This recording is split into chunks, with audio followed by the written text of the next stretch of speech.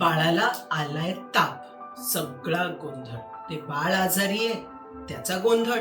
काय औषध द्यायचं, एसी ऑन ठेवायचं की नाही, कपडे घालायचे की नाही घालायचे, स्पंजिंग करायचं तर ते थंड पाण्याने करायचं, गरम पाण्याने करायचं की नाही करायचं, सगळा गोंधळ. हे जर गोंधळ तुम्हाला होत असेल बाळाला ताप आल्यावर, तर हा व्हिडिओ तुमच्यासाठी. नमस्कार, मी डॉक्टर वर्षा भोसले. मी एक बालरोग तज्ज्ञ आहे आणि 25 वर्ष मी मुंबई शहरात प्रॅक्टिस करत आहे. आमच्या ओपीडी मध्ये येणाऱ्या सगळ्यात कॉमन कॉज किंवा सगळ्यात जास्त प्रमाणात पेशंट जे येतात ते म्हणजे तापाचे. आणि ताप आला ना की आपण खूप घाबरून जातो. पण एक गोष्ट सर्वप्रथम मी तुम्हाला एक गोष्ट इथे सांगू इच्छिते की ताप हा आपला दुश्मन नाहीये. ताप ही शरीराची डिफेन्स मेकॅनिझम आहे, म्हणजे त्याची प्रतिकार शक्ती आहे. तापामुळे ह्या जंतूंचा, बॅक्टेरियाचा नाश होतो आणि आपण परत सुदृढ होतो. तर तापाला घाबरून अजिबात जायचं नाही. हा, पण एक गोष्ट मात्र खरी आहे की खूप जास्त जेव्हा ताप येतो, म्हणजे अगदी 105, 106चा ताप असतो, शरीराला हानी करू शकतो आणि त्यामुळे तो आपल्याला तिथपर्यंत चढून द्यायचा नाहीये. बाकी तापासाठी घाबरण्याचं अजिबात कारण नाही. एक छोटीशी गोष्ट इकडे सांगते तुम्हाला. आपल्या घरात जर कोणीतरी आलं, एखादा चोर आला किंवा एखादी पाल आली किंवा एखादा कॉक्रोच आला, तर आपला रिस्पॉन्स असतो त्याला. आपण त्याला काहीतरी प्रतिक्रिया देतो. छोटी असेल गोष्ट तर छोटी प्रतिक्रिया असेल, मोठी गोष्ट असेल तर मोठी प्रतिक्रिया असेल. पण अगदी कॉक्रोच आल्यावर आपण AK-47 घेऊन उभे राहतो का? तर नाही. तर त्यामुळे छोट्या तापाला आपण खूप काही ट्रीटमेंट करायची गरज नाही. आणि जर कुठला ताप डेंजरस असेल तर त्याला फार कमी ट्रीटमेंट देऊनही चालणार नाही. तर अशा या तापाच्या गप्पा आपण आज मारूया. पॉइंट नंबर 1, सर्वप्रथम म्हणजे बाळाला ताप आहे की नाही ते निश्चित करा. कसं करणार? थर्मोमीटर बगलेत ठेवल्यावर त्याचं टेम्परेचर 99.4च्या वर आहे म्हणजे ताप आहे. मग आपण द्यायचं तापाचं औषध. तापाचं औषध कुठलं द्यायचं? सगळ्यात सेफ म्हणजे पॅरासिटामॉल. कॉमन कंपनी नेम्स आहेत क्रोसिन, कॅल्पॉल. आता ह्याच्यामध्ये पण ना ड्रॉप्स असतात, सिरप असतात आणि डबल स्ट्रेंथ सिरप असतात. तर तुमच्या डॉक्टरांनी कुठला डोस बाळाला दिला आहे त्याच्याप्रमाणे ते द्या. आणि देताना एक काळजी घ्यायची, त्याच्याबरोबर जे झाकण येतं ना त्याच्यावर मार्क्स असतात, त्याच्याप्रमाणे औषध द्या. उगाच आपल्या चमच्याने औषध द्यायचं ही गोष्ट करायची नाही. कारण चमचे छोट्या साईजचे असतात, मीडियम साईजचे असतात, मोठ्या साईजचे असतात. त्यामुळे आपण योग्य प्रमाणात औषध बाळाला देत नाही, नाहीतर त्याचे साईड इफेक्ट होणार, नाहीतर त्याचा इफेक्टच होणार नाही आणि मग ताप उतरत नाही असं आपल्याला वाटतं. पॉइंट नंबर 2, कुठलाही ताप औषध दिल्यानंतर किमान त्याला 1.5 ते 2 तास लागतात उतरायला. त्यामुळे तेवढा पेशन्स आपण ठेवायला पाहिजे. जर अगदीच 102च्या वर ताप जात असेल तर आपण बाळाला स्पंजिंग करून घेऊ शकतो. स्पंजिंग म्हणजे काय? आता ह्याच्यात पण ना खूप गैरसमज आहे. तर योग्यरित्या स्पंजिंग कसं करायचं ते ऐकून घ्या. तर बाळाला पूर्ण डोक्यापासून ते पायापर्यंत कापडाने पुसून काढायचं. आणि हे कापड कुठल्या पाण्यात भिजवायचं? तर थोडंसं गरम पाणी, किंचित किंवा नळाचं पाणी. खूप गरमीचे दिवस असतील तर नळाचं पाणी. हे बर्फाचं पाणी अजिबात असू नये. त्यात मीठ किंवा कोलन वॉटर टाकायची अजिबात गरज नाहीये.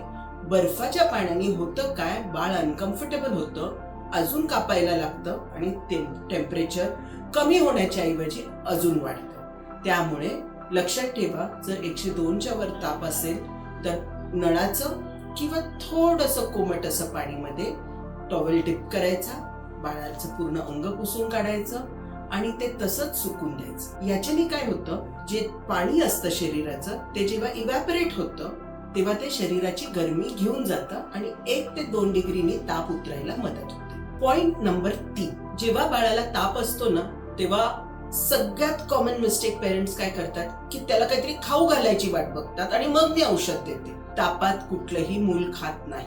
त्यामुळे आधी तापाचं औषध द्या आणि त्याच्यानंतर जेव्हा ताप उतरत येईल तेव्हा त्याला काहीतरी खायला द्या. याच्याने काय होतं, ताप लगेच उतरायला मदत होते आणि बाळ खायला पण सुरुवात करतं. पण आपण जर खाण्याची वाट बघितली ना तर ते औषध कधीच दिलं जात नाही आणि उलट बाळ जास्त कुरकुर करायला लागतं. पॉइंट नंबर 4, एक गैरसमज काय माहितीये का, की बाळाला वारं लागेल, थंडी वाजेल. आपण काय करतो, त्याचे टोपी घालतो, गरम कपडे देतो, ब्लँकेट देतो, एसी बंद करतो, फॅन बंद करतो. होतं काय, टेम्परेचर अजून वाढत जातं. साहजिक आहे ना. आता इथे आपण अजून एक उदाहरण घेऊया. आपल्याला जर एखादी गोष्ट गरम ठेवायची असेल तर आपण त्याला काय करू, थर्मसच्या डब्यात ठेवू, त्याच्यावरनं गरम कापड टाकू, झाकून ठेवू.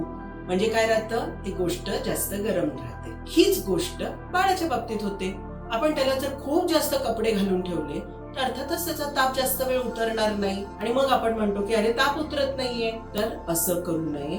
बाळाला मिनिमम कपडे घाला, थोडा एसी चालू करा 26 to 28 डिग्रीजच्या मध्ये, हलका फॅन लावू शकता, खिडक्या उघडा, कमीत कमी कपडे बाळाला घाला. ह्याच्यानी ताप उतरायला जास्त मदत होते. पॉइंट नंबर 5, जर बाळ कापत असेल म्हणजे त्याला डेंग्यू मलेरिया असाच आजार आहे. हा एक गैरसमज आहे. बाळाला ताप येतो त्याच्या आधी काही बाळ कापायला सुरुवात करतात. ही पण बॉडीची प्रोटेक्टिव्ह मेकॅनिझम असते. पण जेव्हा बाळ कापतात ना, याचा अर्थ बाळाला खूप जास्त ताप येणार आहे. त्यावेळेस बाळ अजिबात गरम लागत नाही किंवा किंचित गरम लागतं.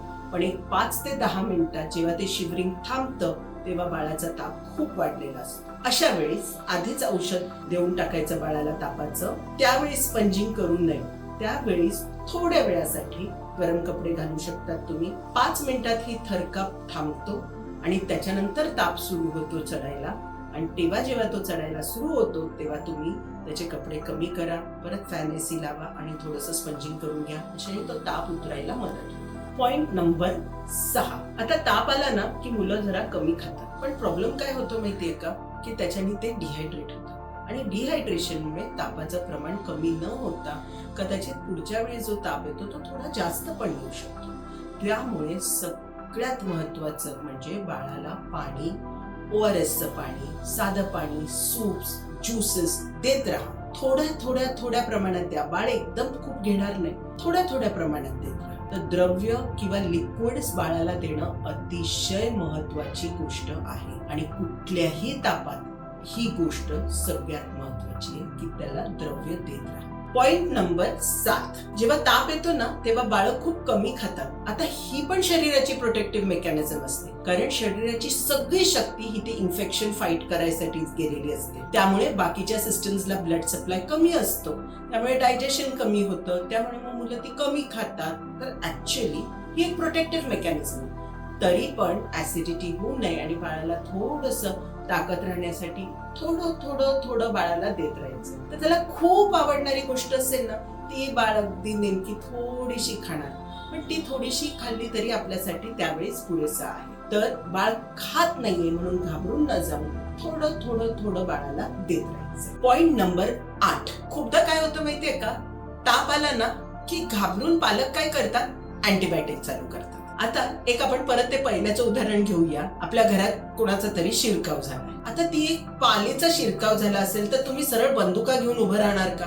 नाही. तेच जर कोणी चोर, आतंकवादी आला तर ऑब्व्हियसली तुमच्या बंदुका घेऊन तुम्ही उभं राहिला तर चालेल, बंदुका असल्या तर. पण आपला जो रिस्पॉन्स आहे ना हा वेगवेगळ्या गोष्टींसाठी वेगवेगळा असतो. तर प्रत्येक तापासाठी सेम ट्रीटमेंट नसते, कारण प्रत्येक तापाचं कारण वेगळं असतं. त्यामुळे डॉक्टरला दाखवल्याशिवाय पॅरासिटामॉल किंवा जास्त ताप असेल तर आयबुप्रोफेन किंवा मेफेनेमिक ऍसिड हे औषधं सोडून दुसरी कुठलीच औषधं तुम्ही देऊ नये. अँटीबायोटिक चालू करण्याची काहीही घाई नाही. आणि प्लस जर बाळाला व्हायरल इन्फेक्शन असेल, मलेरिया असेल, डेंग्यू असेल तर यात ते अँटीबायोटिक काम करणारच नाहीये, उलट केलंच तर नुकसान करतील. त्यामुळे अँटीबायोटिक चालू करायचे की नाही हे तुमच्या डॉक्टरांनाच ठरवून द्या. पॉइंट नंबर 9, आता बाळाला ना जेव्हा ताप येतो ना तेव्हा कधी 2 दिवस कधी 4 दिवस हा ताप चालू राहतो. व्हायरल फीवर्स असतील तर टिपिकली 3-4 दिवस चालू राहतो. पण याच्यामध्ये 2 तापाच्या एपिसोड्स मध्ये बाळ ऍक्टिव्ह आणि खेळत असेल तर ही साईन खूप चांगली आहे. बाळ जर डल असेल, जर लघवी कमी करत असेल, ताप उतरतच नसेल किंवा ताप उतरल्यानंतर पण बाळ ऍक्टिव्ह नाहीये, याचा अर्थ तुम्हाला डॉक्टरांकडे परत जायचं. पॉइंट नंबर 10, बहुतेकदा काय होतं ना ताप उतरला ना की बाळ थोडे खेळकर होतात, खेळायला लागतात, थोडी मस्ती करतात, त्यावेळेस थोडं खातातही.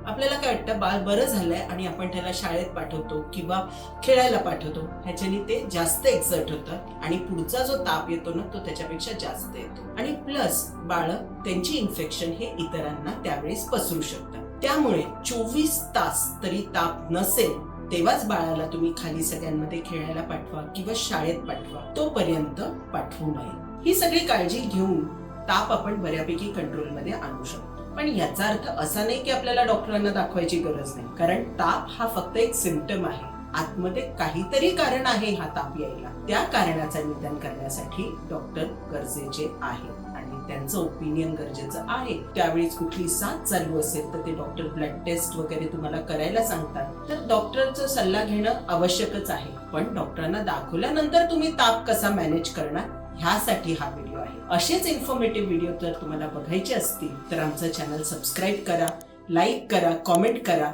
आणि ज्यांना गरज असेल त्यांना फॉरवर्ड करा. व्हिडिओ शेवटपर्यंत पाहिल्याबद्दल धन्यवाद. पुढे भेटूया अशाच इन्फॉर्मेटिव्ह व्हिडिओनी. Happy parenting, happy child.